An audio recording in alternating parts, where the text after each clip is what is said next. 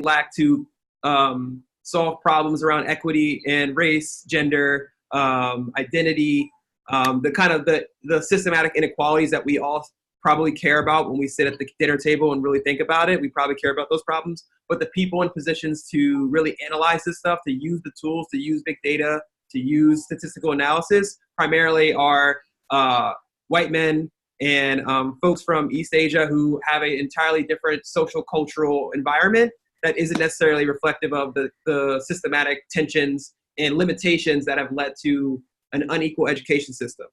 And if everyone in the room is not in agreement on that, that's fine. But I hope you're not unaware of the disproportionate inequalities that occur in education today and how they are shaped by race and culture and class. So that being said, what does this look like? What does this shape itself by? What's out there? For my literature review of over a year of looking at different papers in different journals, talking to professors, talking to academics, talking to technologists, primarily folks in LAC seem to be focused on testing data, trying to predict things with MOOCs like motivation and distraction. And then, one of the things that I think is becoming more popular and being incorporated into policy is the idea of risk score analysis and predicting students who might be at risk. I can get into that in more detail later, but, just looking at that as a whole, that seems to be the entire space for the most part. And when I think about the purpose of LAC so far, from my analysis, it's primarily folks who are trying to get their papers put into journals that raise their status, or to find ways to monetize their algorithms and research. And if people disagree with that, I'm not saying there aren't folks out there that write papers on race and gender and equity. I'm saying that those aren't the papers that come up when you do research primarily. So that in mind, we also have to talk about the ethics and the kind of moral grounding of LAC right now, which also seems to just primarily focus on issues of privacy and data ownership and data governance, which are all highly important, but don't seem to tackle this issue of equity and inclusion. And so that's kind of the state as I see it now. And like I said, that's based off my research.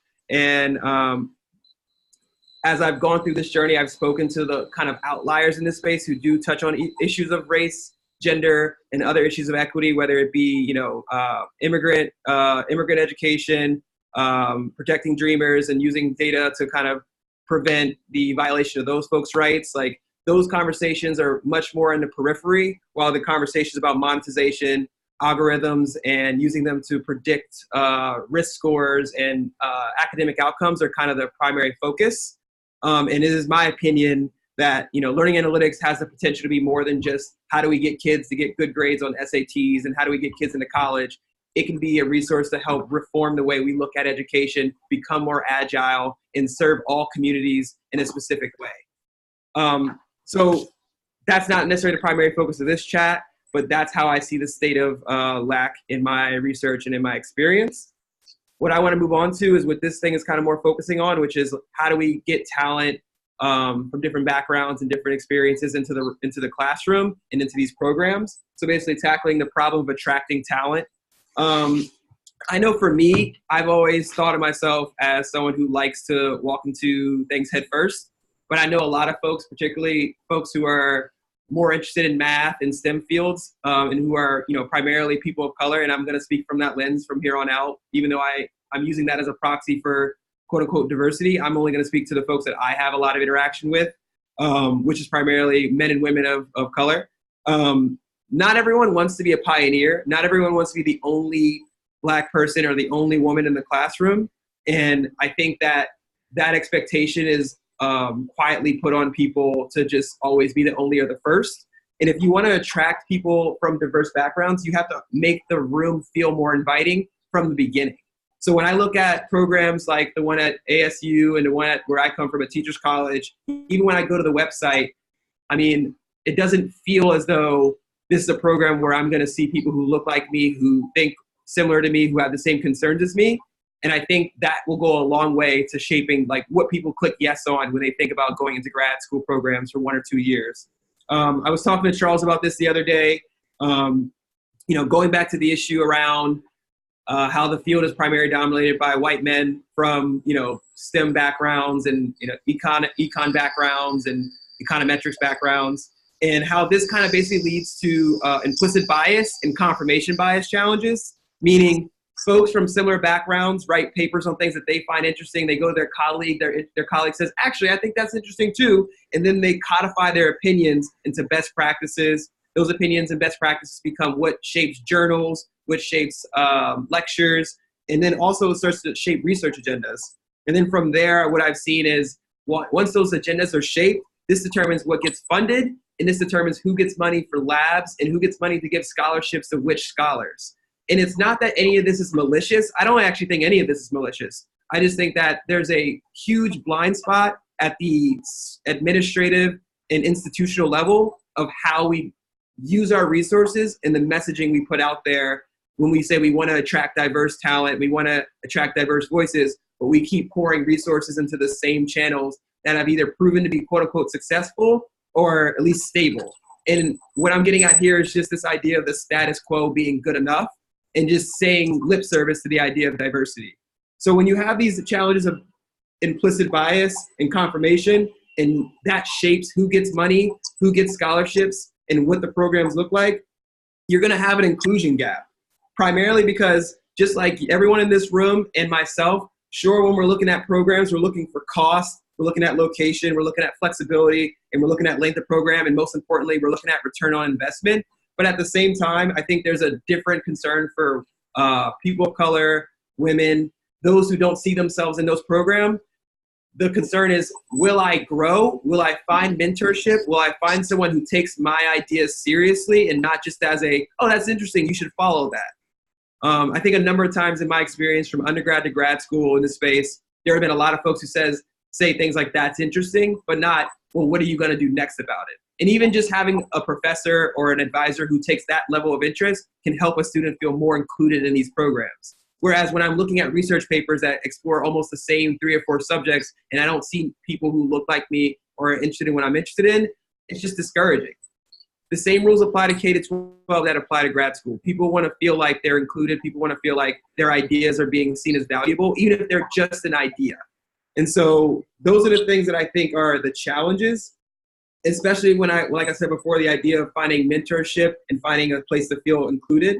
Those are the things that I think that disproportionately, and particularly women and people of color, not just in LAC, but in all STEM fields, have felt kind of ostracized from those experiences. I mean, look at Harvard's math department. They've never had a woman faculty member, I believe.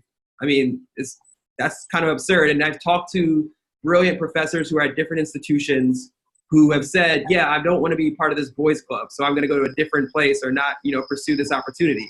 That same mentality isn't unique to someone who has worked their whole life to get to this position, to get tenure. It applies to the grad student at age 25 who's just trying to figure out how to get a distribution curve to work. Like, you're trying to learn the basics of the field while also trying to see if your ideas are even relevant. And if you don't have the support to see that, then, I mean, when is it going to happen? So that's the bad news. I think I've laid out a lot of bad news. I see some frowns, and that's okay. I wasn't here to make everyone feel good, because it doesn't feel good for me and people like myself who feel like they're alone in these spaces. Now, here's the good news. There are a lot of not easy fixes, but they're obvious fixes. And the first thing I think about is what I mentioned before, seeing someone who looks like you in these programs, seeing someone who identifies with the things you care about. That one is a problem that is the biggest issue, and it doesn't solve itself. It's kind of like I'm going a roundabout way to getting to solving that problem, which is number 2, you got to start pushing your programs wherever you are. I don't know if you're in institutions of learning or if you're leaving those institutions of learning or if you're a faculty member yourself, but you have to start pushing for scholarship that specifically calls out and addresses the structural inequalities that exist in your programs. Meaning, why are all the tenure professors in this program or the adjunct professors in this program white men from 2 or 3 universities? Why are there no scholarships for students of color who live in the city or in the town? Why is no one from the neighborhoods that we're exploring actually in our programs? Why are there no one who looks like the people, the data points, quote unquote, that we're trying to analyze in these programs? And that's where scholarship becomes important. That's where marketing becomes important. You can put together a great brochure, but if your brochure doesn't have a section that says, we provide scholarship that specifically addresses the systemic inequalities that exist around race, gender, and et cetera, then personally, I'm just going to be like, oh, you're just another university trying to get my $80,000 in student loans to pay for your program.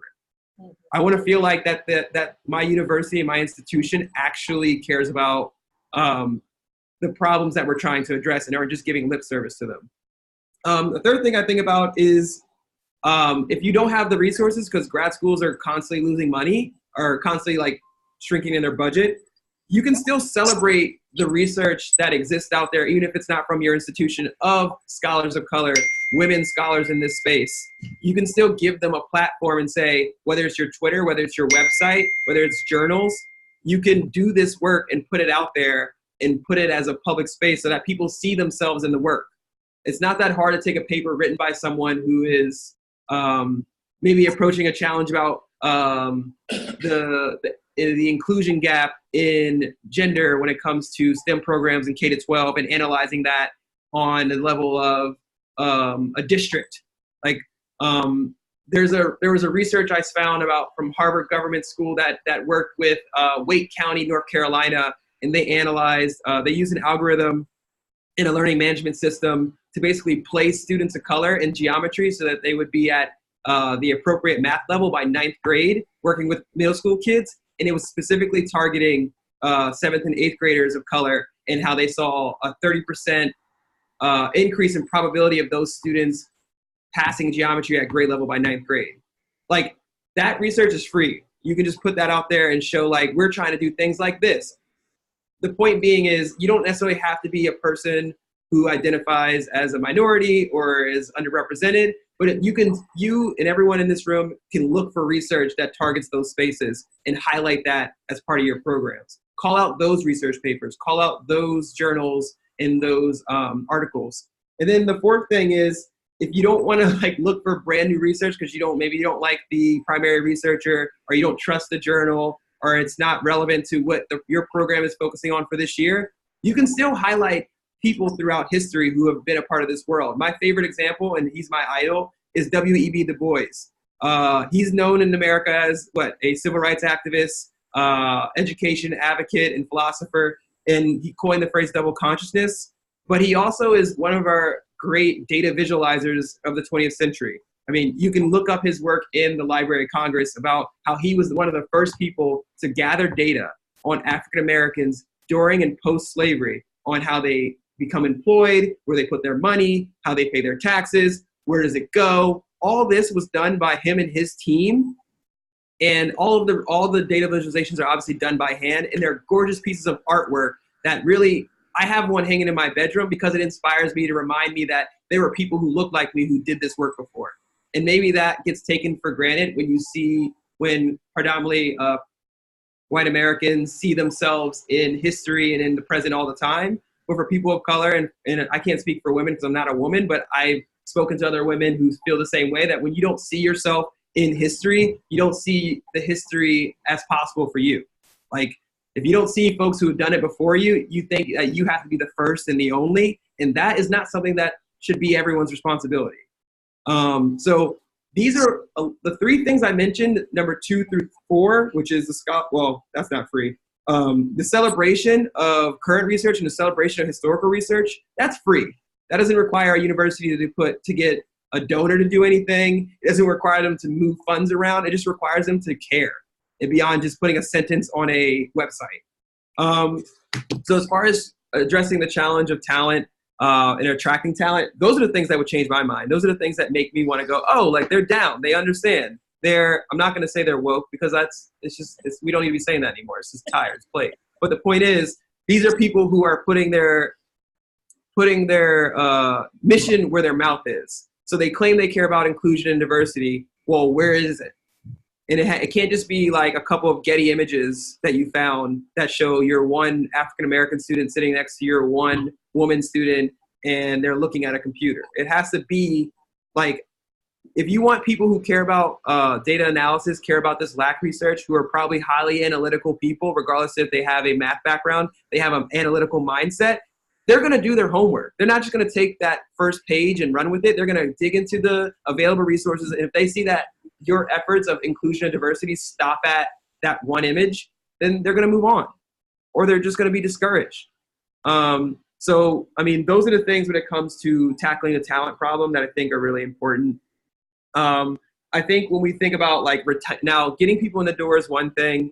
I think retention is another one. And I'm not just speaking on this from a learning analytics background. This is coming from my corporate consulting background around talent retention and including people of color and retaining talent of diverse backgrounds, whether it's people of color, women, veterans, like I said, immigrant students. Retention is a whole nother game. You can get people in the door, but keeping them there is a totally different space. As far as the technical skill stuff, like I'm not here to tell tell people if they should be focusing on R, Python, or MATLAB, or any of these things. But retention isn't necessarily about technical skills as much as about creating an environment where people feel like their ideas are going to be heard. They feel like there's a platform for them to speak. And there's also room for them to not have to speak, to not be the only person who represents an entire group of people in a room. Because not everyone wants to say anything. I know in learning analytics, folks can be sometimes more introverted than extroverted. Well, that is also happening from a culture to culture background. And so being the only person of color, the only woman in the room, to have to see something in the data that talks specifically to your interest as a researcher who focuses on race or gender or other aspects of diversity shouldn't just be your responsibility. So creating that classroom where everyone in the room feels like they have something to contribute when it comes with respect to these different areas of diversity is kind of what I think is key to talent retention. So what does that look like? This is what I had a lot more fun with, and this is probably biased by my liberal arts background. For me, I made it imperative in my program at TC because it was very flexible to take courses that were outside of my domain. I took a philosophy of education course, and I think that even though most folks in this space are going to either be working at the policy level or working at an NGO or a think tank or some kind of, ed startup, I think it's important for people who care about education and education equity and inclusion to have a philosophy of education. It's literally one semester course. So, I mean, that's something that we can get done just by being more curious when you're exploring courses. Another thing I think is super important, and my computer might die, and that's on me. Another thing to consider is I think, first and foremost, I consider myself a storyteller and not a scientist or, I'm not solving problems, but I'm illuminating issues that exist and using data to do that work. And I think that can only happen when you step away from the idea of just looking at data as generalized and you become a domain specialist. So I think when we're thinking about inclusion and trying to create activities and work that are specific to making folks feel part of the conversation, you have to yourself know why you're doing this. And I think any great researcher, any great scientist, or any great person who wants to work towards education equity has to know what story they want to tell.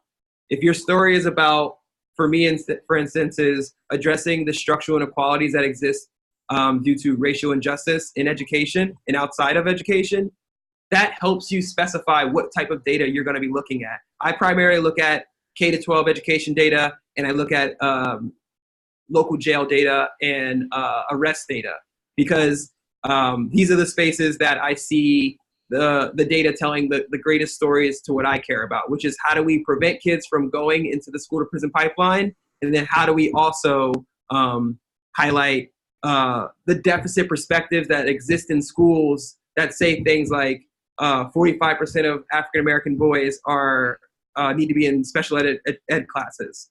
Well, is that what the data is saying, or is that the narrative that we've already decided is the case? And so me as a storyteller, I'm interested in counter narrative around that and using data to tell those counter narratives.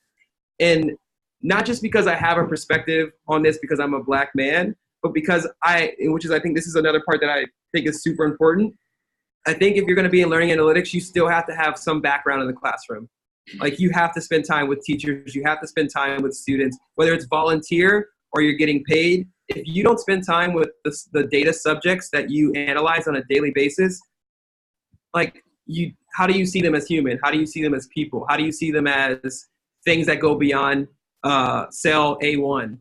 And I think like being able to have that perspective and see like a column that says something like, I don't know, top achievers, and know that that is literally collapsing an entire person into one cell, that you know from your experience with that person, they're way more complicated than that, helps you analyze the data and have the nuance necessary to not only analyze it, but tell a better story that questions the status quo, tell a specific story that is targeting a specific audience that has limited time. If you work in schools or if you work at the DOE or some larger structure, you know that the people that you report to have 5 minutes at best to listen to your data, listen to what you have to say about the data.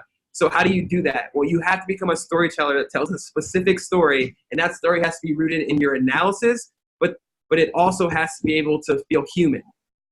And so I attempt to address specific questions. I attempt to offer specific insights to a very specific audience. And I don't pretend to know more than that specific knowledge group, because I don't. And I think that our tools and data analytics allow us to have access to so much data, so much noise. And it's up to us to cut through that noise and tell the specific story that solves a specific challenge in education. And when it comes to this idea of inclusion and equity, that's paramount.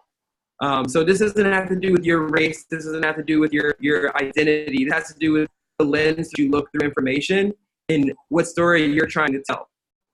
So that to me is like what I think about when it comes to retention. Everyone's living truth and living in their story while analyzing this data. Then it's easier to have more robust conversations. Not conversations where we're all just in our heads and thinking, but having conversations where we are able to say, that's interesting because I see this in the data, well, I see this data. And then we start to have a more robust looking at these students, these teachers, for the folks that we're trying to serve. And then finally, yeah, I mean, after all that kind of flow of consciousness, I think for me, at this point, to be able to say this and confident in it is only because of certain folks certain practices that I engaged in. Like I said before, taking an ed loss course was paramount to me, understanding why I care about this work and being able to articulate it to myself. The second thing is I volunteer and work at schools and in school or inside jails.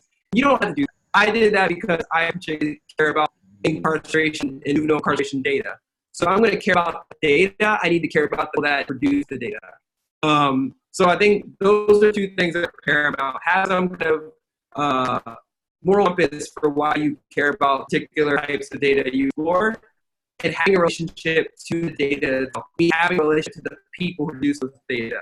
And really easy to volunteer with our background. You want people who know you do not easily tell you like all these other things. So that's it. That's what I got. Sorry. Thank you for your time. I'll let you guys. It's been a great opportunity. Thank you, Charles. And you can't. Can you hear? You can't. Hello? Yeah, done. Yeah. You're done. Oh. Done. Oh. Done? Oh. No, I wasn't cutting you off because you needed to be done time-wise. Okay. You were breaking up. Your audio. Your audio was dipping in and out. Yeah. Your last minute. Oh, sorry. I'm done. Do I need just sign out, say bye? No, your audio has been going in and out a bit, so Okay. only a little bit. Only the last minute. Okay. Oh, last minute. Volunteer with schools or at institutions that need analysis for free. And sorry, it's breaking up really badly. Sorry, Rob. It's okay. We might just. Is that okay? The audio is kind of bad. So, Okay. you want to say bye? If we have any questions, we might send them to you. Is that okay? Yeah, send me questions. Give them my email, and I'll send out answers. Okay. Thank you. Thank you.